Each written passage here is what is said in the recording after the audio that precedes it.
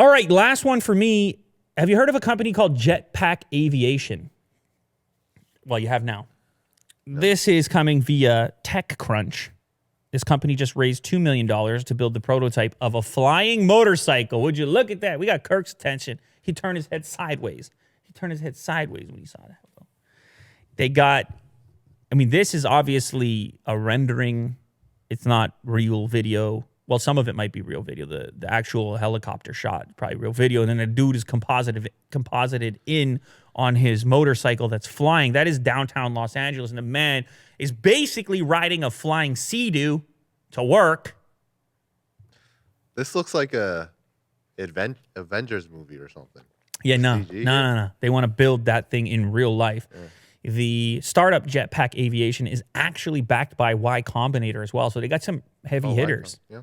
They got some heavy hitters actually throwing some money at them. Their new flying motorcycle, which will be the world's first, is a personal aircraft they're calling the Speeder, probably inspired by Star Wars, obviously. And they actually think they're going to be able to build it.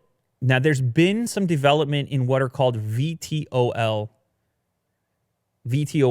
vehicles. And that's vertical takeoff landing. I should have asked you. I should have put you on the spot with that. I was. Were you going to go there? Yeah, I felt like I knew. You felt like you had that one. All right, I apologize. Yeah. I took away your moment. Yeah. So I apologize for that. Yeah. But VTOL devices or vehicles, designs, typically people have tried to apply it to flying car concepts because you have no runways in life. You got to be able to go straight up and straight down, like a drone, sort of. Especially in the city. Especially any environment where that's where you have a congestion, where you have human beings living. Now, apparently, the thing holding back the other designs, the larger designs, is the amount of power necessary to create these VTOL vehicles. And they think they can get around it with a VTOL motorcycle because it's going to be lighter weight and only have to carry one person straight up and down. They think it will legitimately be the first flying passenger vehicle like this. It can take off and land vertically and reach top speeds potentially over 400 miles an hour. No exposed rotors makes it a lot safer and easier to operate. Company also says it can be refueled in less than 5 minutes. It's all very exciting. I don't know that you're going to want to fly that thing at 400 miles an hour, Will. I don't even know you can breathe.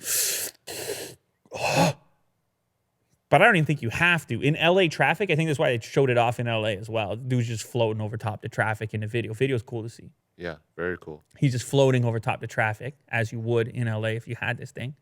Of course, my mind immediately envisions a future in which there's thousands of those. Yeah. Now I'm wondering how they all cooperate in the air. Mm-hmm. Where are they allowed to fly and not allowed to fly? But that's boring. Let's not get into that. Let's stay in science fiction. Would you ride this? It is right now? Yeah. I will have to ride it in an environment where I'm not competing with skyscrapers and things like this, like downtown LA. Where he is now, in the desert or wherever that is, I can see it. Right. I can see it. I mean, I want to ride it. Obviously, I want to ride it. But you know it's going to be a while. Granted, they don't think it's going to be a while. They actually want to build at least the prototype. Mm-hmm. So as I mentioned, the reason it's more viable in the near term is that it will rely on battery-based flight instead of turbine propulsion. Oh. And the current battery energy density is too low for most electrically powered VTOLs to be practical because, like I said, they're too heavy, too big, whatever. And this one, on the other hand, can get around that. Actually, Will, their first target is military. As you might imagine. Sense, yeah. Imagine a military coming at you with that. Yeah. What you gonna do? You're gonna. Oh, it's over for You're gonna take a hike. Yeah. You're gonna take a hike, guy like you. Anyway, that's it for me. What a time. As I've said before, what a time. It's Willie Doo.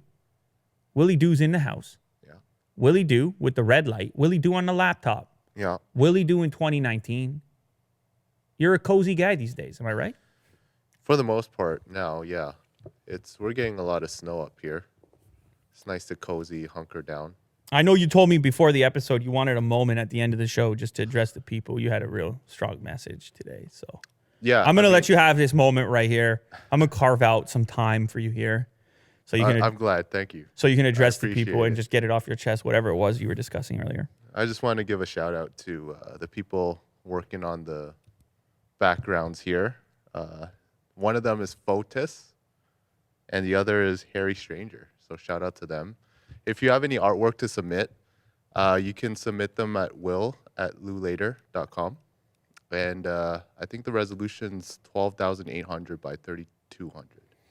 Willie Do, ladies and gentlemen, full business today, full LinkedIn today. It's Yeah. unbelievable. What a time. Yeah. We're going to be back.